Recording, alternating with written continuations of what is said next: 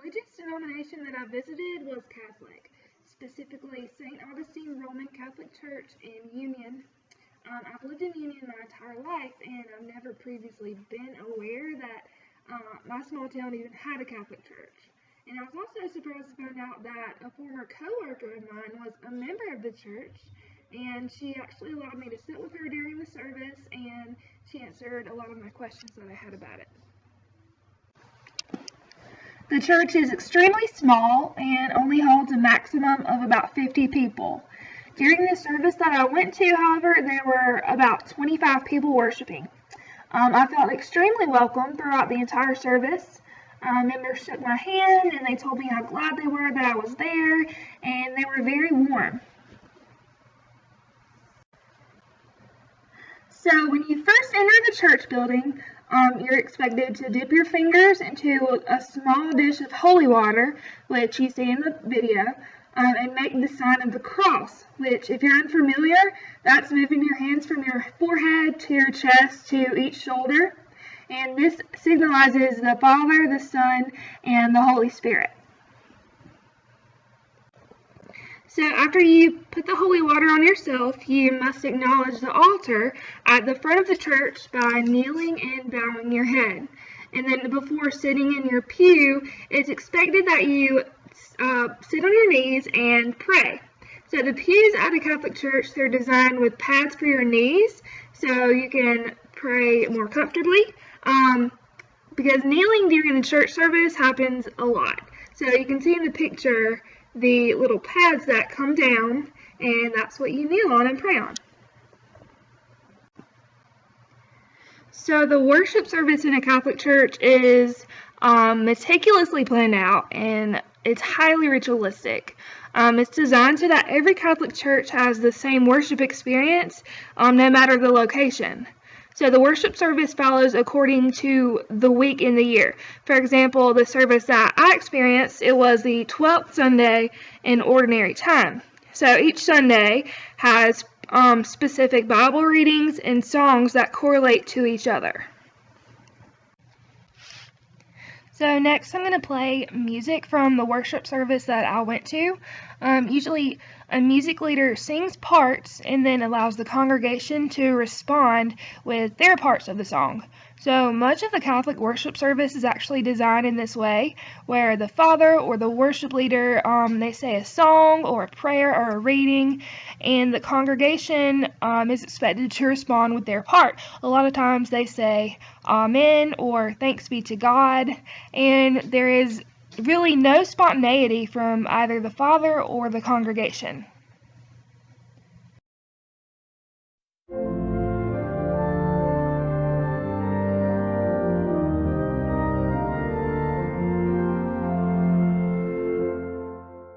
Give thanks to the Lord, His love is everlasting. Give thanks to the Lord, His love is everlasting.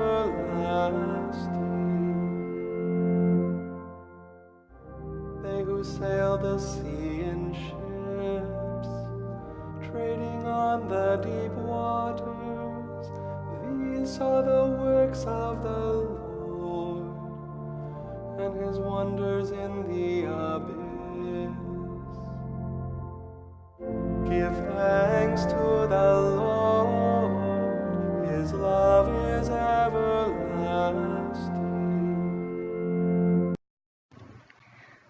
The congregation of St. Augustine was actually a lot more diverse than I had first anticipated. At least 90% of churches in Union are racially homogenous, meaning it's either black or white or Hispanic. St. Augustine, however, they had members of several different ethnicities. So there were Asian, African American, Latino, and white members all worshiping together.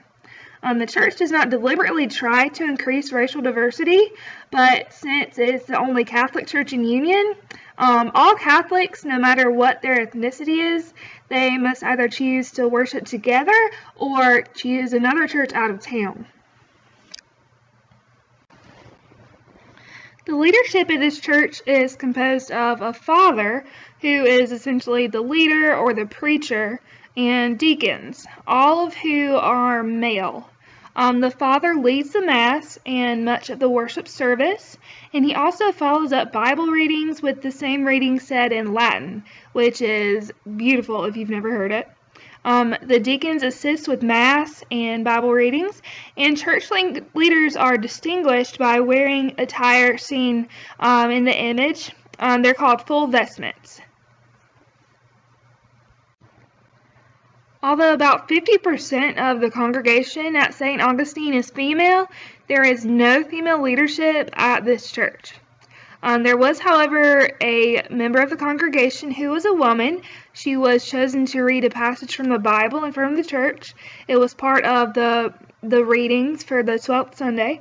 And actually a different member reads each week. So she was not a church leader, but she was able to get up in front of the church and kind of lead them in a reading.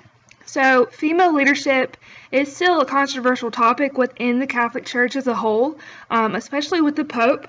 But the congregation of St. Augustine in Union, they seem to be very comfortable with their leadership and with the all-male aspect of it. So upon speaking with the father at St. Augustine, he informed me of two problems that their congregation faced. First of all, there are almost no young children in the congregation, which poses a problem for the future of the church unless more young people join. So families may avoid coming to the church because they don't have a youth program or a preschool program or a program for kids in general.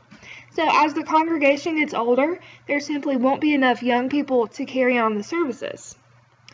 Secondly, the father travels from Gaffney to Union each week to lead the service. And this doesn't allow for other services during the week, just the one on Sunday. So what does the church teach about homosexuality? Well, when I went to St. Augustine, I was first told that I could not participate in Mass because I was not Catholic. So I asked if there was anyone else not allowed to participate, and I was told that those who are divorced or homosexual cannot participate either.